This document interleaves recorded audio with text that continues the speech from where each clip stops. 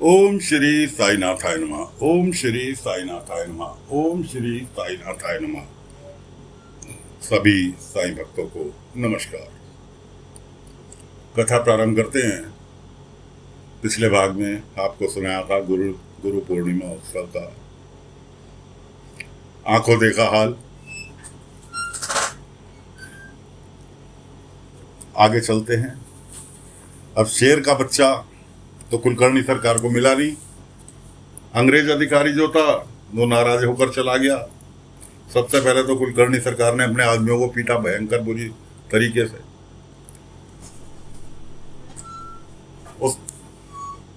उसके बाद पहुंचते हैं बाबा के पास, द्वारका माई। ए फकीर, बाहर निकल के आ।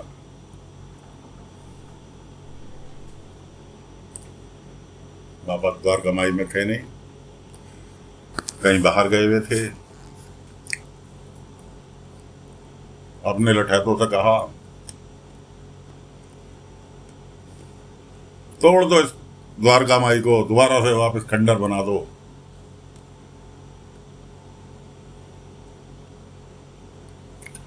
लठैत पहले से ही हथौड़ा लेकर आए थे। वो जैसे ही हथौड़ा उठाने के लिए चले, वो हथौड़ा जैसे जमीन में चिपक के रह गया हो। खूब जोर लगा लिया, हथौड़ा हिलने का नाम नहीं।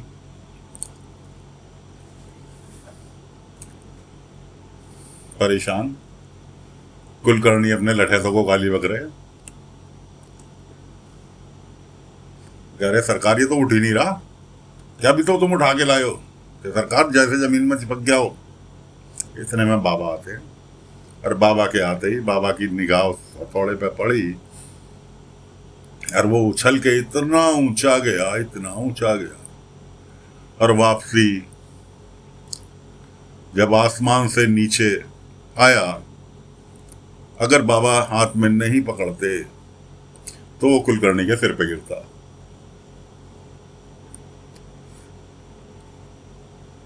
खैर, बाबा ने हथौड़े को पकड़ लिया। कुलकर्णी कहने लगा, जरूर तेरा ये काला जादू था।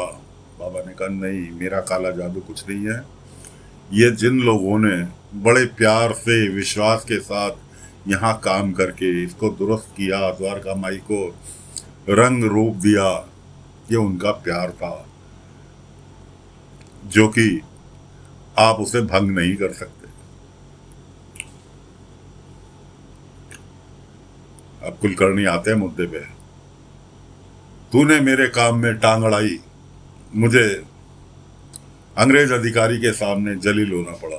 उसके आदमी कहने लगे संता पंता, अरे जलील, ऐसा जलील किरकिरी के सिर उठाने लायक नहीं छोड़ा।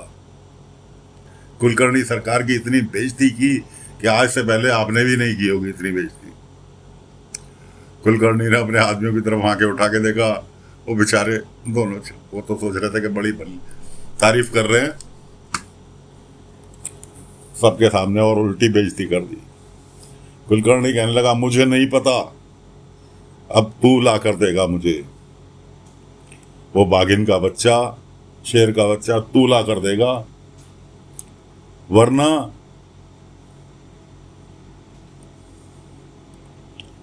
तेरे हर भक्त को इतनी कैड़ी सजा दूंगा कि तू उनके जख्म में नहीं रो पाएगा।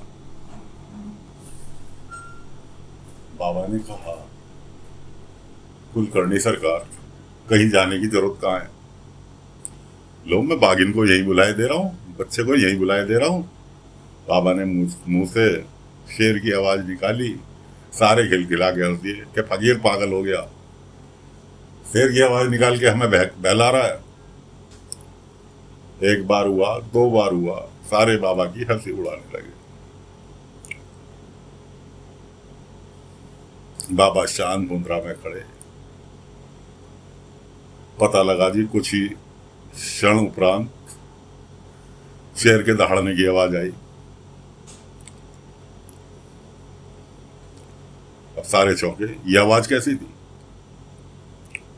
फिर दोबारा दहाड़ने की आवाज, ये आवाज कैसी थी। बाबा ने कहा, सरकार, जिस बच्चे को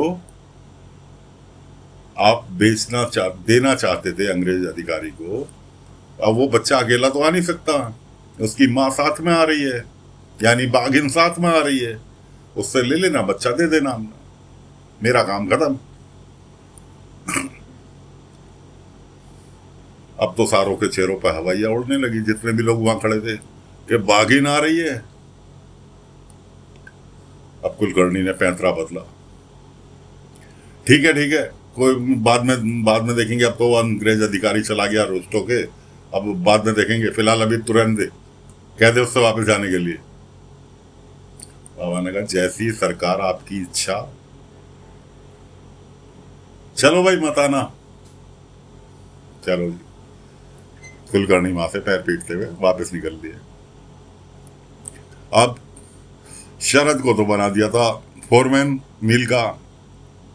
अब चट्टोपाध्याय जो मैनेजर था वो शरद की उंगली कर रहा कि इनसे मजदूरों से सबसे ओवर टाइम करा। भीमा वहां पे मिल में भिड़ गया, तो शरद बाबू जो थे अपने फॉरमैनगिरी में आ गए, भीमा को नौकरी से निकाल दिया। भीमा पहुंचे बाबा के पास कि साईं ऐसे ऐसे शरद ने मुझे नौकरी से निकाल दिया, साईं मुझे अब बताओ मैं करूं तो क्या करूं। बाबा ने कहा सबरी रखो, और तुम्हारे अलावा क्या और लोग भी इसके खिलाफ है कि? हाँ साईं। बाबा ने कहा तो एक काम करो, सवेरे मिल जाने से पहले सभी को मेरे पास लेकर आ जाओ। ठीक है साईं। भीमा जो था अगले दिन मिल जाने से पहले सभी को ले आया। केवल एक बंदा मिल पहुंचा। चट्टोपाध्याय जो मैनेजर था कहने लगा शरद से, अरे सारी लेबर कहाँ है? अरे मैंने भीमा को नौकरी से निकाल दिया, इसलिए आते होंगे ना, आएंगे नहीं तो जाएंगे कहाँ।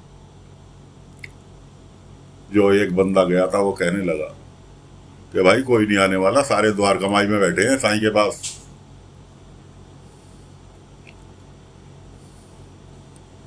कि सारे के सारे साईं के पास बैठे हैं, कोई नहीं आने वाला। और मैं तो इसलिए आ गया क्योंकि मैं गया नहीं था, मैंने कहा चलो भाई मेरे को कोई परेशानी नहीं है, ओवर टाइम कर लूंगा। चट्टोपाध्याय कहने लगा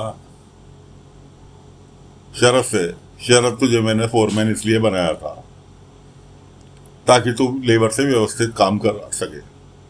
अभी तुझे पता नहीं कि वो कुलकर्णी बुढ़ा आएगा और मेरी खाल खींच लेगा। वो रोज सुबह सुबह आता है मिल देखने के लिए, मेरी खाल खींच लेगा। कुछ भी कर, कैसे भी कर। शरद कहने लगा अरे चट्टोपाध्याय जी चिंता मत करो, आ जाए। इतने में कुलकर्णी ने कदम रखा मेल में और छूटते के साथ ही एक ही डायलॉग, क्योंकि चट्टोपाध्याय ने उन्हें कहा था बुढ़ा, तो कहने लगा बुढ़ा होगा तेरा बाप। अरे नहीं सरकार, मैं हमारे यहाँ बुजुर्गों को बुढ़ा ही बोलते हैं ना, कि तेरे यहाँ बोलते होंगे तू शिरडी में है, मेरे यहाँ नहीं बोलते। खैर सभी लोग पहुंच गए द्वारका माई। द्वारका माई में जाके कुलकर्णी ने अपने 3 दांव पेच दिखाने चालू करे। सबने बाबा की तरफ देखा, बाबा ने इशारा किया, सब कहने लगे भाई हमारी मांगे पूरी करो, हम कोई में ओवर टाइम नहीं करेंगे, किसी से कोई जबरदस्ती काम नहीं लिया जाएगा। कुलकर्णी ने अपने तेवर दिखाए, चट्टोपाध्याय सभी को नौकरी से बाहर निकाल दो। बाबा को तो पहले से ही सारी चीजें पता रहती थी। बाबा ने कहा भाई कुलकर्णी सरकार, इसका फैसला तो मिल का मालिक ही करेगा। कुलकर्णी कहने लगा हाँ वकील अब आया ना लाइन पे, मिल का मालिक मैं हूं, मैं करूंगा फैसला। आखिर तूने झुकी गया। पीछे से बलवंत चिल्लाया मिल का मालिक मैं हूं, फैसला मैं करूंगा। अब तो कुलकर्णी की डाउन होनी थी, वो तो अपने आप को मिल का मालिक समझता था। बलवंत जी पहुंचे। बलवंत ने जाके सभी लेबर से कहा क्या परेशानी है? कि जी ऐसे ऐसे हमसे ज़बरदस्ती काम लिया जा रहा, ओवर टाइम हमारे बस की नहीं है करना, हमें ज़बरदस्ती कैसे ओवर टाइम करेंगे? बलवंत कहने लगा कोई ओवर टाइम नहीं करेगा, और दूसरी बात मैं इसे शरद को अभी की अभी नौकरी से बाहर निकालता हूँ। अब कोई परेशानी कि बस सरकार हमसे जो है जो तरीका है उसी तरीके से काम लिया जाए, कोई ज़बरदस्ती तोपना हमारे ऊपर ना डाला जाए। ठीक है, कोई दिक्कत नहीं है, और इसे अभी के अभी इसका हिसाब करके बाहर निकालो। अब भीमा फिर बीच में बोला कि सरकार हमारा इरादा हम इसे शरद को बाहर निकालने का नहीं है, हम तो ये भी हमारी तरह ही एक ग्रामीण है, मेहनत मजदूरी करके इसका भी काम है, भले ही इसे आपने फोरमैन बना दिया हो या कुछ भी बना दिया हो, फिलहाल है तो ये इंसान। हमारा मकसद इसे नौकरी से बाहर निकलवाना नहीं, हमारा मकसद तो ये है ज़बरदस्ती का हमारे ऊपर जो काम थोपा जा रहा है कि ज़बरदस्ती ओवर टाइम के लिए हमसे डिमांड की जा रही है, हम वो नहीं करेंगे। ठीक है, कोई दिक्कत नहीं, सभी लोग मेरे साथ चलो और मिल में अपना काम करो, कोई दिक्कत हो तो मुझे बताना, किसी तरह किसी को कोई परेशानी नहीं होगी। खैर जी, भीमा ने शरद के लिए रिक्वेस्ट की और बलवंत जी उसके लिए भी मान गए। उसके बाद कुलकर्णी को एक साइड ले जाके समझाया, कुलकर्णी तुम हो बेवकूफ, अरे मिल के मजदूर नहीं रहेंगे तो ऑर्डर कहां से पूरा होगा, काम कौन करेगा? कुलकर्णी की समझ में आया, सभी मजदूरों के आगे हाथ जोड़ के, भाई मेरा आपसे एक अनुरोध है कि जब तक ये ऑर्डर चल रहा है थोड़ा कुछ समय ज़्यादा काम कर लो ताकि ऑर्डर जल्दी पूरा हो जाए। सभी मजदूर कहने लगे सरकार हम भी तो यही कह रहे थे, हम भी तो यही चाह रहे थे कि रूल मत बनाओ। ठीक है, आप कह रहे हैं हम थोड़ा फालतू काम कर लेंगे, वो बात अलग है, लेकिन रूल मत बनाओ कि ज़बरदस्ती ओवर टाइम कराना पड़ेगा। खैर मामला सुलझ गया। लेबर मिल मालिक का साईं बाबा की जय, साईं बाबा की जय करते हुए सारे मजदूर वापस मिल के लिए प्रस्थान कर गए। तो साथियों, फिलहाल कथा को यहीं पर विराम दे रहे हैं, अगले अंक में आगे की कथा लेकर फिर हाजिर होंगे। तब तक के लिए आज्ञा दीजिए। ओम साईं राम, ओम साईं राम।